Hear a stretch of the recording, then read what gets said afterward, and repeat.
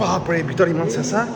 ইমান ঠাণ্ডা দিনত ৰখা হয় চ' হে গাইজ আজি মই আহিছোঁ চিল্কৱৰ্ম চিড প্ৰডাকশ্যন চেণ্টাৰ আৰু চেৰিকালচাৰৰ এই বিভাগটো আছে যোৰহাটৰ ৰৰৈয়াত থকা জামুগুৰি গাঁৱত আৰু ইয়াত তৈয়াৰ কৰা হয় ডিজিজ ফ্ৰী লিংছ মানে বেমাৰ নথকা কণী যাৰ পৰা চেৰিকালচাৰ বেছটো ষ্টাৰ্ট কৰা হয় সাধাৰণ ভাষাত বুজাবলৈ গ'লে এয়াই হৈছে চিল্ক উদ্যোগৰ এনেকুৱা এখন নাৰ্চাৰী যাৰ বিনাত ৰেচম উদ্যোগ মানে চেৰিকালচাৰ আৰম্ভই কৰিব নোৱাৰি তো ব'লক আজি আপোনালোকক সকলো প্ৰচেছখিনি আজি আপোনালোকক দেখুৱাম ব'লক আহক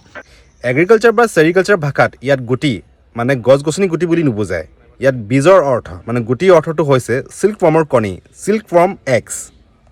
সহজ ভাষাত বুজাবলৈ হ'লে এইখনে হৈছে চৰকাৰী বা বৈজ্ঞানিক লেব হেচাৰী য'ত চিল্কৱৰ্মৰ ভাল আৰু সুস্থ জাত তৈয়াৰ কৰা হয় আৰু তাৰ পৰাই কণী উৎপাদন কৰা হয় আৰু এই বিভাগটোৰ মুখ্য কামটো কি জানো আহক ইয়াত ভালদৰে পৰীক্ষা কৰি এনেকুৱা কণী ৰেডি কৰা হয় যোনটোত কোনো বেমাৰ নাথাকে যদি কৃষকে ভুলতে বেমাৰ কণী পাই যায় তেন্তে গোটেই খেতিটো নষ্ট হৈ যাব ইয়াত বৈজ্ঞানিক পদ্ধতিত মেল আৰু ফিমেল মুঠ মানে পখিলাক মিটিং কৰোৱা হয় যাতে ভাল কোৱালিটি কণী পোৱা যায় আৰু এইটো এটা বহুত ইম্পৰ্টেণ্ট ষ্টেপ হয় সেইকাৰণে এই সকলোবোৰ কামৰ কাৰণে বহুত প্ৰফেচনেল মানুহক কামত ৰখা হয় এটা এডাল্ট মেল পখিলাক এবাৰৰ পৰা দুবাৰলৈকেহে মিটিং কৰাব পাৰি এই প্ৰচেছটোত 2 দিনৰ সময় লাগে য'ত মিটিঙৰ কাৰণে মেল ফিমেলক 4 ঘণ্টাৰ কাৰণে একেলগে এৰি দিয়া হয় এক্সট্ৰা এডাল্ট মেল মুঠ মানে পখিলাবোৰক আৰু এবাৰ মিটিং হৈ যোৱাৰ পাছৰ যোনবোৰ মতাবোৰ থাকি যায় ইহঁতক আকৌ ফ্ৰিজাৰ ৰুমত ৰাখি দিয়া হয় নেক্সট ছেশ্যনৰ কাৰণে আচ্ছা ও চেঁচা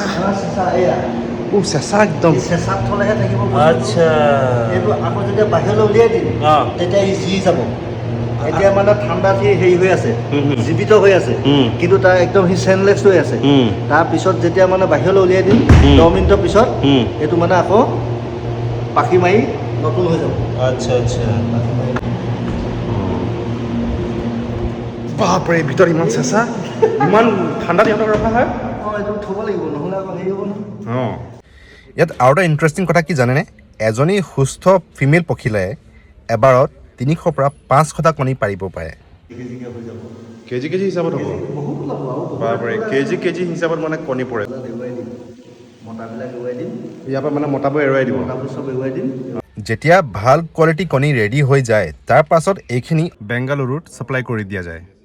আৰু মোৰ হাতত যে আপোনালোকে এই কাঠ ককুন যে দেখিছে এইখিনি প্ৰায় 900 পৰা 1000 টকা কেজিত বিক্ৰী হয় চ' আজি এই ভিডিঅ'টোৰ জানকাৰী আপোনালোকে কেনেকুৱা পালে আজি এই ভিডিঅ'টোৰ কাৰণে বিশেষ ধন্যবাদ চেৰিকালচাৰ বিভাগ of Jorhat and special thanks two সত্য গোহাঁই ছাৰ যোনে মোক ইমান বিশেষ জানকাৰীখিনি দিলে